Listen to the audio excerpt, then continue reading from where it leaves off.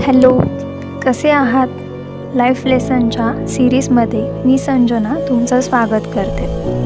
Life lesson part 1 तुम्ही पाहिलाच असेल. चला तर मग वळूयात लाईफ लेसन पार्ट 2कडे.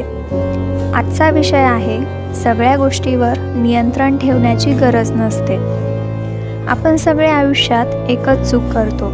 सगळं आपल्या मनाप्रमाणे व्हावं असा हट्ट धरतो. उदाहरणार्थ, तो रिप्लाय का करत नाही, ती कॉलबॅक का करत नाही, इंटरव्ह्यूमध्ये मी एवढं चांगलं बोलल्यावरही सिलेक्शन का नाही, मी कोणासाठी किती केलं तरी शेवटी मी एकटीच का पडते, कुटुंब, नातेसंबंध, काम हे सगळं माझ्या कंट्रोलमध्ये का नाही. अशा अनेक विचारांनी आपण स्वतःला रोज उलट टॉर्चर करतो. कारण आपल्याला सगळं कंट्रोल करायचं असतं. पण खरं सांगू का, लाईफ तुमच्या रिमोट कंट्रोलवर चालत नाही. काही लोक रिप्लाय करत नाही कारण त्यांना खरंच इंटरेस्ट नसतो किंवा ते कामातसुद्धा असू शकता.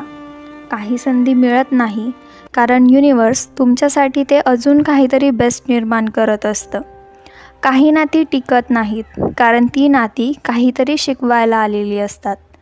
कधीकधी आपण कितीही प्रयत्न केला तरी गोष्टी हातातून निसटतात. पण यात तुमची चूक नसते. तुम्ही फक्त तुमचं बेस्ट द्यायचं असतं. आउटकम्स हे नेहमी तुमच्या कंट्रोलमध्ये राहीलच असं नाही, आणि हाच आयुष्याचा नियम आहे. Think about it.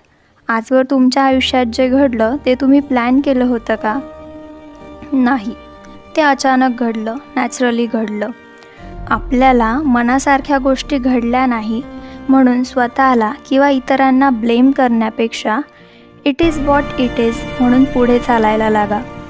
कंट्रोल करणं सोडा, कारण जे तुमच्यासाठी आहे ते तुमच्यापर्यंत कोणत्याही परिस्थितीत येणारच, आणि जे नाही ते तुमच्यापर्यंत न आलेलंच चांगलं. यातून तुम्ही काय शिकू शकता?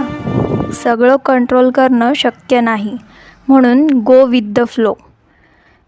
समोरच्या व्यक्तीचं वर्तन तुमच्यावर अवलंबून नसतं, म्हणून कोणाकडून अपेक्षा न बाळगलेलंच बऱ्या. कंट्रोल झालं नाही या गोष्टीचं ओव्हर थिंकिंग तुम्हाला थकवतं. त्यामुळे जितकं सोडून देता येईल तितकंच चांगलं. जे तुमच्यासाठी आहे ते तुम्हाला मिळणारच. नको त्या गोष्टीचा विचार करून स्वतःला त्रास करून घेऊ नका. तुमचं काम आहे बेस्ट देणं. बाकी सगळं युनिवर्स पाहून घेईल. So trust the process. यातून तुम्ही काय शिकला हे मला नक्की कळवा. भेटूयात पुढच्या